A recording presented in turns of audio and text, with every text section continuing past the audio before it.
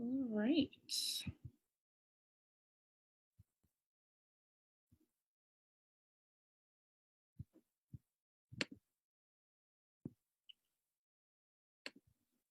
Hold on.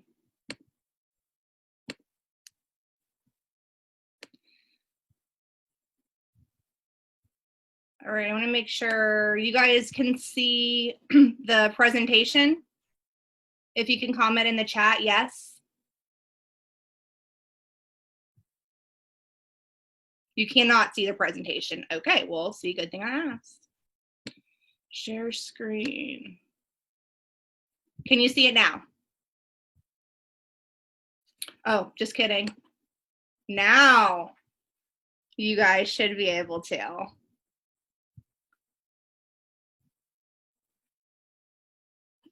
Let me make sure. Okay. Let's start. All right, so how to close. We're going to get those people off the fence and on your team. We're also going to talk about closing sales too. And again, if you don't know me, I'm Brittany Mutke. I'm the Ruby National Executive on the Dream Team.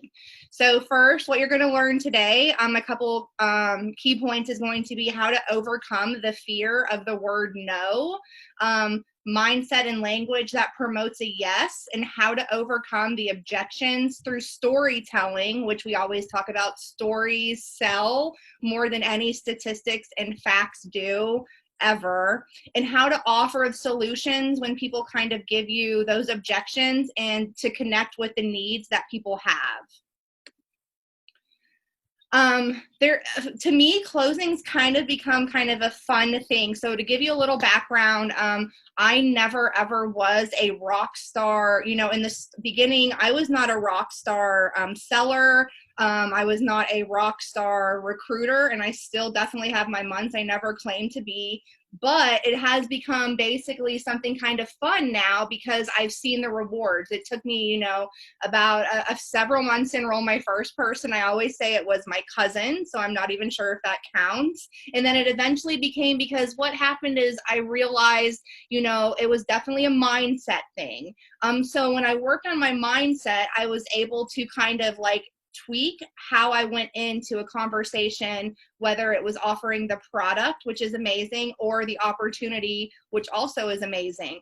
I also realized I was lacking confidence in myself, and that is a big part of closing, realizing that I can do this. I have the capability to be a leader, and I can guide people, point them to the resources, and just that ability to have confidence. And when I worked on myself, it became a lot easier because I believed in myself.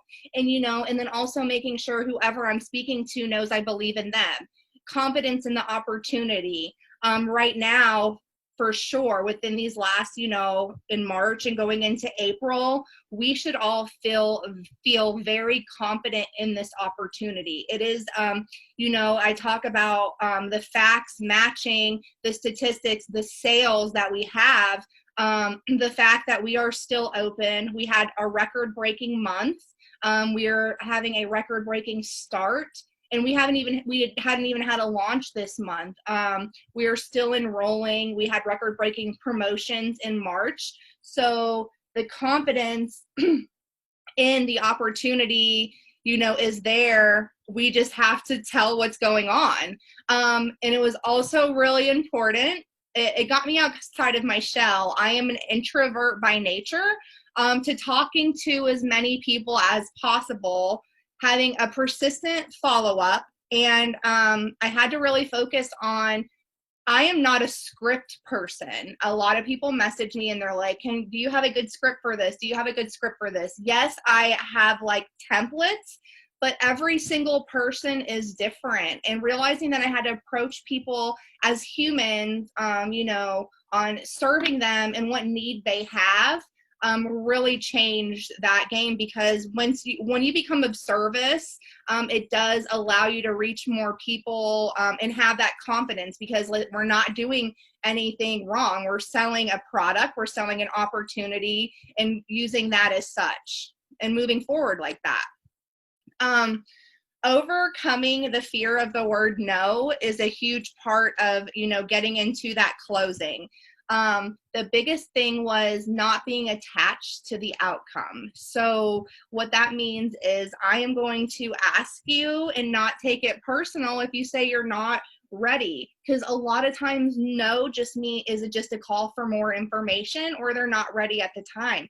Can I tell you again, we're going to talk about this specifically at this time right now. I've had people that have told me no because they got their nails done at the salon and were very happy with that. Today, someone I've reached out to several months before, she wanted to sample. And, I had my best month in personal sales last month, and that was because of the same thing. So it just wasn't a right time. So I'm not going to take it personal. I'm not going to stop asking. And no doesn't mean I'm never going to talk to you again. I kind of pivot the conversation. I ask for referrals. I stay connected with people in that way. So realizing that when someone says no, it's not personal, it has nothing to do with me, it has nothing to do with you.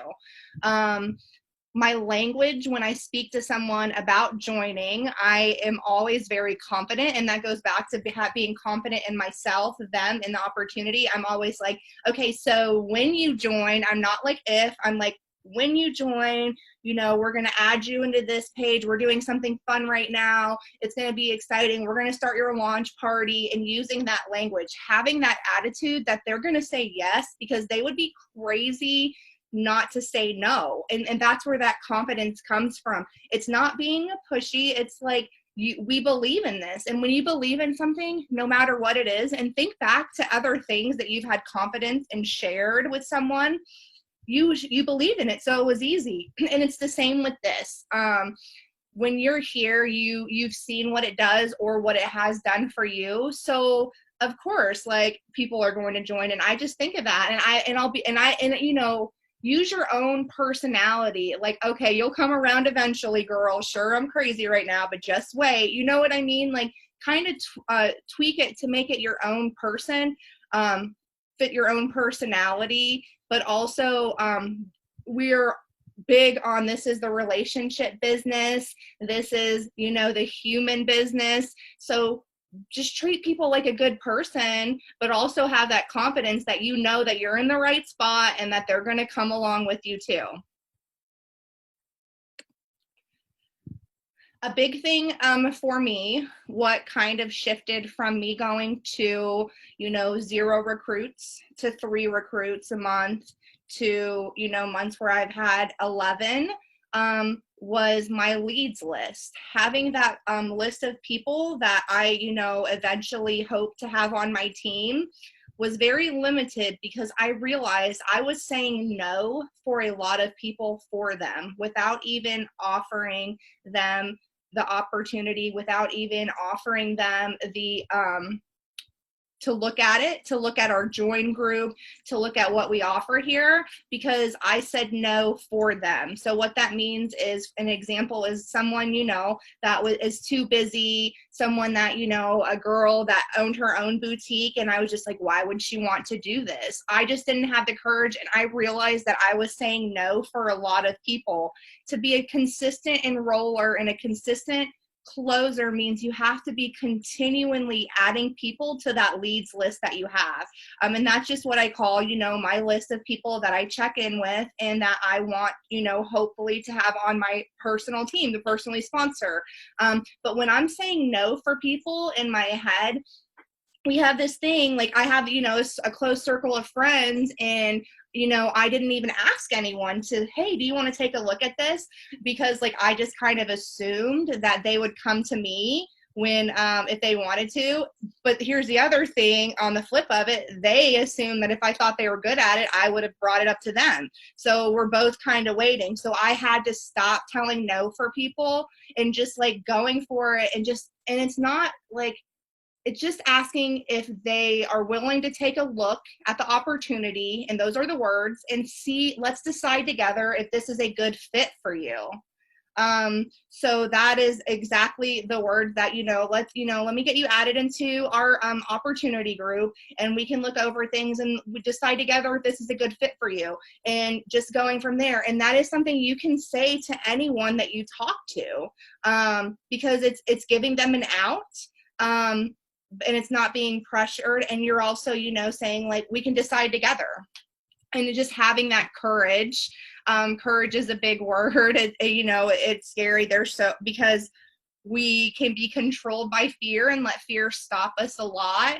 I had to promise myself that I wouldn't make the decision for anyone anymore. And that came from seeing someone that I wished would have joined me sign up for someone else, or someone that I talked to sign up under someone else, or shop from someone else, because I was, and when, you get to the center of it, a lot of it comes up.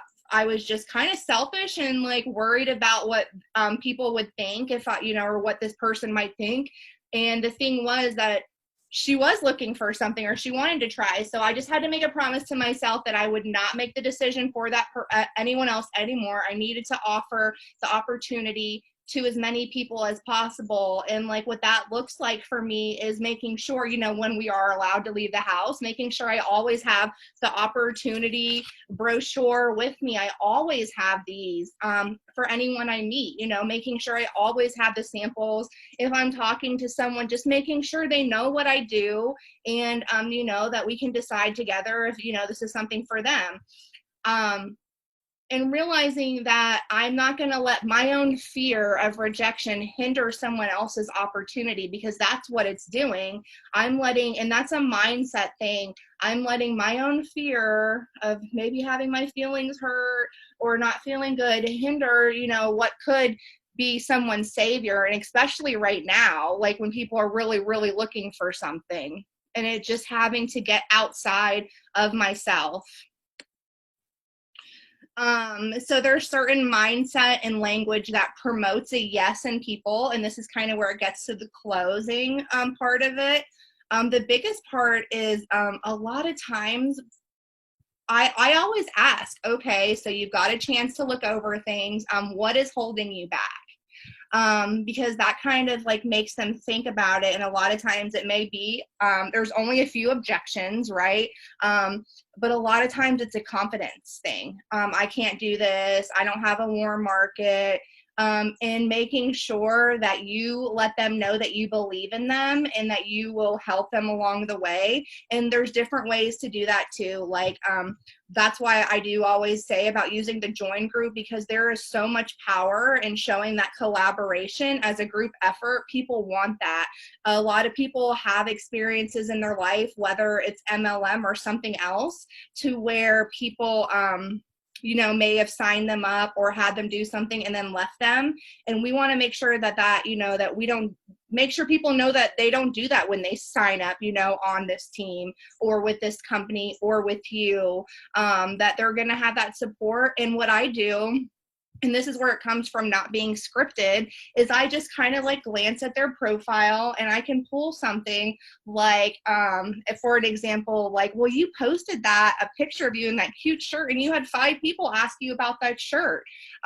You definitely have people that support you and believe in you. I see your post all the time. Like, you have so much engagement on them. And just kind of like using an example from something that you see or something that you know about them as like evidence for them that they can do this. Like, girl, you just went through, you lost 30 pounds, anything, like, just so they know that you're seeing them as a human, but also that you believe in them. Giving them that confidence. I believe you can do this. When people say they are busy, the evidence is that busy people are the most successful people because they know how to time management and using a story for that. And again, this goes back to speaking to them like they'll say yes, like, not if you'll join, when you sign up, this is what's going to happen. We're going to make sure that you have a launch party that sells $600 so you get that kit money back. And that's always what I tell people. And I start it with that small goal, because that's always my goal for people, is to get that first investment back. So just using that language. telling them about the different incentives and stuff, because oftentimes no means that it's just not right now, or they just don't have enough information. So you just want to make sure that you are the queen or king of information for these people. A big thing is, and this is kind of psychology, asking questions where yes is going to be the answer. Like, I see that, you posted that you're struggling right now. Would you like it to be different? Do you want to retire? Do you want to be debt free? Do you want to take vacations? And tie in the Color Street opportunity with stories on how people have been able to do that. We have so many. If it hasn't happened for you, this is where it's good to use like your upline or a sideline person's story on like how they were able to do something, find out what their goals are, and kind of help them like reach it. And it could be like just wanting money for groceries. And we have people that sell just to have money for groceries, or people that have saved up for Disney, or people that are paying off college debt. We have all of that here, but we can tie in the Color Street opportunity and just ask questions and guide them to that. So a big thing is asking for the sale, asking for the close. That was kind of a learning curve. Like, I realized I just wasn't asking for it. Like, and that's just a simple part. Like, it seems so simple, but I just wasn't saying like, okay, let's do it now. Now that you have the information, you see we have the offer, let's get you signed up. Sometimes they'll just need you to ask, or it can be just back and forth game. And I realized that I did that for a long time. And like, it's funny that I'm laughing because I see it in here, because I just remember that I had someone like that took so long to sign up. And it was just like, I didn't ask her. I've given her his information and like, okay, I'll check in with you next month. Okay, I'll check in with you. I just didn't say, okay, are you ready to sign up? And so it seems simple. Or like, this works for sales too. I think they're both transferable. If you can sell, selling the product and selling the opportunity really go hand in hand for me. So we're going to talk about a couple objections. So like, if they say, like it's not the right time right now, I'll ask like, well, when is the right time? And, or why is now not a right time? And why is right now not a good time? And kind of just figure out what's going on. A lot of times they just need help. And, like, well, I have, this going on, or, I have doctor's appointments, or I just took a job, and kind of showing them the solutions that we have to offer on why, like, you can work this business. Like, a majority of people here have full-time jobs and children or other commitments. And what's cool is this is where that part comes in that I talked about earlier, is offering them those solutions to their objections. So, okay, so you're busy, it's not a right time, you just started this, but what if I can show you how we can work this, part-time, from the time you're already scrolling and playing on Facebook, but it comes down to like, keep engaging, asking questions, making that connection with them, confidence, empathy. Sometimes it's not an overnight thing. Sometimes, it does take a while. Relationships take a while. I had to stop expecting that they would come to me when I was ready. They won't. So that means that I had to consistently make sure I'm following up. And we have a lot of different trackers on following up, like in the Dream Team specifically. And you want to make sure that you're touching base with these people that you're talking to that had said that it wasn't a right time, and that you think that they're going to come to you. You need to be checking in. And that was a big part for me, because one time it may not be the right time, but then when I checked in and offered, then they were ready. But if I sat and waited, they've signed up with someone else, or, they just move on completely. How to overcome objections through storytelling. It's really important to have a story on hand for each objection. And we do have in our opportunity group for the Dream Team different objections that have been kind of, I guess what you would say, like someone had went through them. So we have a live in the team page of someone telling their own story on how they have failed, you know, in multiple MLMs before, and that they were done, and why, but how it's different this time. We have someone that has a full-time job. We have someone in my story, you know, never did anything else like this before. Very few friends on social media. Being able, so that it's very important when someone has an objection is that you empathize with them. Obviously, you never discount it because it's very, very real, but you offer a solution and you tell the story. So an example, we can do the not enough, actually I might have stories on hand. Let me go and look. Okay, yeah, see an example. See, I was just about to. Okay, an example. My husband doesn't want me to sign up. And just being like, I understand that. Husbands often don't understand, and they can be scared. This is a very common objection in this industry, in this company. So I would say that, and then I would also probably, and I would add personally that I experienced that myself. So I would say, okay, so now we're going to empathize, and then now we're going to offer a solution. What if I can show you a way that it wouldn't take away, because they're scared. So a lot of times for that, I will offer to talk to the husband and make sure they feel included. But if that is something they don't want to do, I kind of get more information, and it's going to be like, well, what if I can show you a way that it wouldn't take you away from the family? Because a lot of times that's a big fear. They think that it's going to take away, you know, the mom from the family or other commitments. Or they feel like they may be being taken advantage of, like because there are, you know, some companies in this industry where it's a bad rep. So making sure they feel safe and going over, you know, the opportunity of that. We're not going to make anyone have a garage full of nail polish strips. We're going to make sure we're training with her, making sure they feel safe and making sure they feel a part of. And, you know, and just making sure that there has, you know, and that we have a bunch of stylists or yourself that has experienced that. The biggest thing is don't discredit their fear or their feelings because they're real. I think most people have had some type of objection before they signed up, whether it was, you know, not enough time, not enough money. I don't have enough time. I understand that. When I signed up, I didn't have a lot of time either, right? Empathizing. What I found out is that my team and company offers trainings to learn how to work your business in the time that you have it. You know, is that something that you want to learn about? And then I can show them that stuff. Like, we're on the company alone. So I always talk about that now, the app, all that training right there. And then what our team offers. You guys, we have so much. We have the new stylist boot camp. We have so many resources.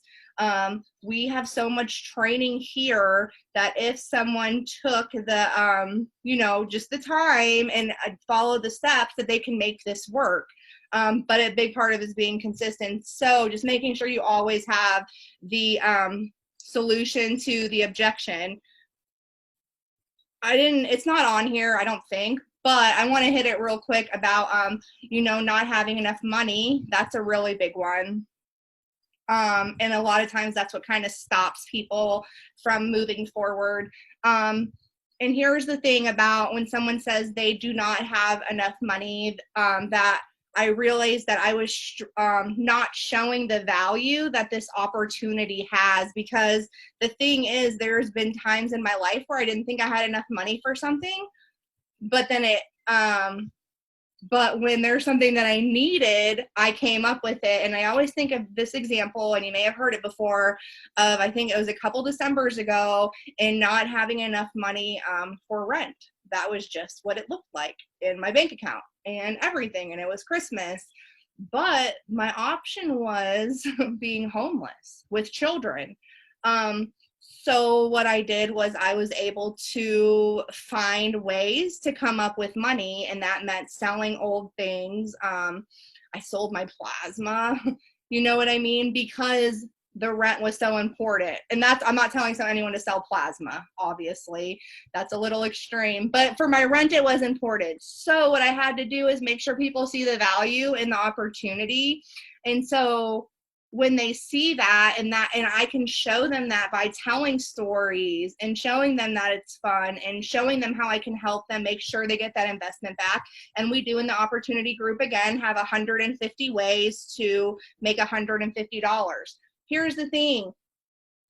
It's always going to be quality person that signs up over quantity. If you have 10 people sign up, but they don't do anything, I'd rather have that one. And listen, if someone's not even going to want to, find a way to make this work to sign up, they're not going to be, if you have to beg someone to sign up, you're going to have to beg them to work. That's just flat out. I'm trying to think of the best way to say that. You're going to have to beg them to do everything. You're going to beg them to join, the boot camp. And it just is, it's just that way. I know that from experience, right? So that's why, I start, from the gate by, I'm offering you, a gift. You can take it, or not. I'm offering you resources. I'm not going to beg you to do it. And that's kind of how it starts out. In my, and that's why I have the link tree. I have them make the option to join the groups. I'm not adding them. They need to know that this is something that they have to do from the start. So when someone says they don't have enough money, we need to do our best at making sure they see the value in the opportunity and give them some suggestions on how they can come up with it's $150 most places with shipping. And we do have options, and there's different ways, because once they see the value in it, they'll be able to come up with money. And that's kind of where my tangent story was going. And hopefully it doesn't make me sound crazy. How to offer solutions and connect with need. People see the value in different things. And so this was kind of, this was a big realization to me too. So what, Kathy is going to appeal her to sign up isn't going to be the same thing that Alicia signs up for, is not going to be the same thing that makes Caitlin want to join, is not going to be the same thing that makes Brittany want to join. So, and that just takes, again, getting to know the person, and based off of scripts, people see the value in different things. So I make sure when I'm making those posts on my personal page to show, my business blessings, that I'm hitting all different areas. So I'm going to make sure that I'm, 1 week I'm going to make sure how I show the community and the sisterhood and how it makes me feel so good, that I never had real friends before, which is so true. The friends that I have from this opportunity, I make sure I touch that, because that's going to speak to someone, and then the next time I'm going to make sure that I hit about how it gave me a sense of purpose. Before I signed up, was able to get outside of my shell. I was in a bad relationship. I wanted to have something else, I wanted to make sure that I just kept outside of being a mom and outside of being, whatever. So it gave me a sense of purpose to help other people and make women feel good about their nails. So I touch on that because some people are looking for that. But then you have the people that are looking for that extra income. So I talk about how amazing the company is doing, how great, sales are, our amazing comp plan, the great product, how they can get that. Listen, you love it already. We can help you. You can get 25% off through your own orders. You can have your friends order. You'll get your own hostess rewards. So hit on that. It's consumable. It's made in the USA. Show the value, and they will find, hit all those points, because what's valuable to one person isn't valuable to another. So just making sure that you're hitting all of them, because sometimes if you have a certain personality, that's what you want to show. I am probably more to talk about sense of purpose and community. I'm not a very numbers person, so I have to make sure that I know that I'm hitting those other points to attract everybody. And and you can and that comes down to, again, looking at the person's profile, talking to them, and getting to know a little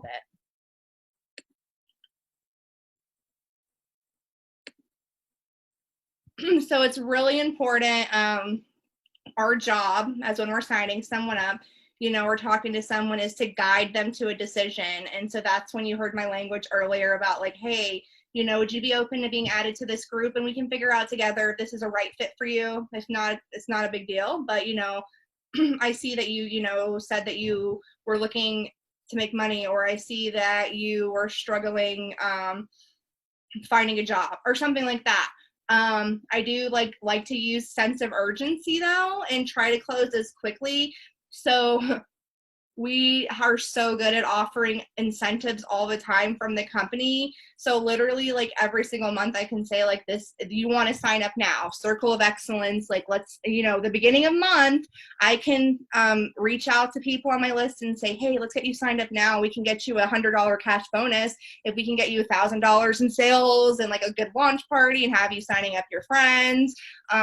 Listen, let's get you signed up now. You can earn a trip to Cancun. That was back in October. Jump starts, I use that a lot. We can find like someone like a sense of urgency.